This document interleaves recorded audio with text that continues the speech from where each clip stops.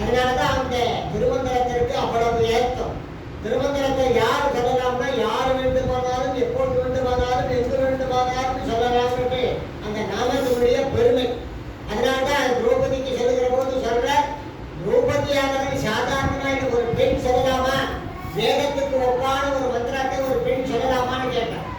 ஒரு பெண் சொல்றதோட இல்லை, பெண்ணு அதுவும் திரௌபதி ருது காலத்தில் இருக்கிறார். ருது காலத்தில் இருக்கிற பொழுதுதான் இந்த மந்திரத்தை சொல்றார். அப்போ ருதுகாலம் இருந்தாலும் அதற்கு காலதேசம் இல்லை, சுரூபம் இல்லை, எந்த அவஸ்தையில இருந்தாலும் சொல்லலாம். அதற்கு சுத்தமா இருக்கணும், சுத்தமா இருக்க வேண்டியதில்லை அப்படிங்கிறதெல்லாம் கிடையாது. எந்த காலத்திலும் சொல்லலாம் அப்படின்னா, அப்ப வேதத்துக்கு ஒப்பீடான ஒரு மந்திரத்தை எந்த காலத்துக்கும் எப்பொழுதும் யார் வேண்டுமானாலும் எங்கு வேண்டுமானாலும் சொல்லலாம் அப்படிங்கிற பொழுது அந்த திருமந்திரத்துக்காகட்டும் எம்பெருமானுக்காகட்டும் எந்த விதமான கட்டுப்பாடும் கிடையாதுங்கிறது தான் இந்த பெரிய திருமந்திரத்தினுடைய தாற்பயமே. அதனால்தான் இந்த மந்திரம் யாருக்கு உபதேசிக்கப்படுகிறதுனா, பஞ்ச சம்ஸ்காரம் செய்து கொண்டுகிற பொழுது ஆச்சாரிய முகமாக இங்க சொல்ற. ஏன் இந்த மந்திரத்தை அப்ப சொல்றாங்க? பிறந்தேன், பிறந்த பின் மறந்தேன். எப்ப பிறந்தான்னு கேட்டேன். நான் பிறந்து 30 வருஷம் ஆச்சு அப்படின்னு. இல்ல, அப்ப நான் பிறந்தது பிறக்கவே இல்லைன்றத அர்த்தம். ஏன்னு கேட்டா, எம்பெருமானை தெரிந்து கொண்ட பிறகுதான் நான் பிறந்தேன்.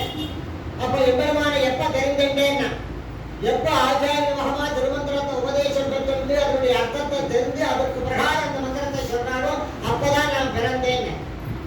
இதுக்கு முன்னாடி பிறந்தேன்னா பிறக்கலையே. பிறந்து என்ன பண்ண ஜடவஸ்துதான், ஆடு மாடு கோழி மாதிரி தான் நானும்.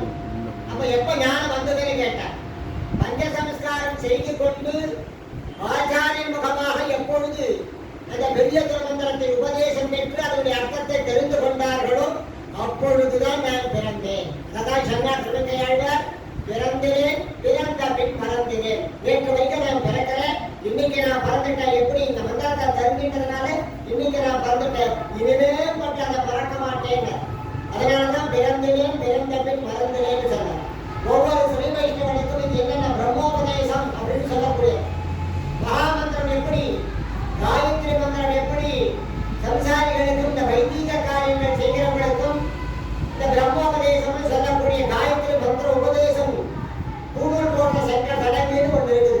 இந்த பூணூல் போடுகிற போது தான் இந்த பிரம்மோபதேசம் பண்ணி இந்த காயத்ரி மந்திரத்தை உபதேசம் பண்ணுவோம். அதே மாதிரி தான் இந்த பிராமணத்துவம் அப்பதான் சித்தியாகும். அதே மாதிரி தான் இந்த ஸ்ரீ வைஷ்ணவத்துவம் சித்தியாகணும் அப்படின்னு சொன்ன எம்பெருமானுடைய கிருபை அவர்களுக்கு கிடைக்கணும். ஒரு பாகவதம் இவருடைய ஸ்ரீ வைஷ்ணவன் அப்படின்னு சொன்ன அந்த பஞ்ச சம்ஸ்காரத்தை செய்து கொண்டு இந்த திருமந்திரத்தை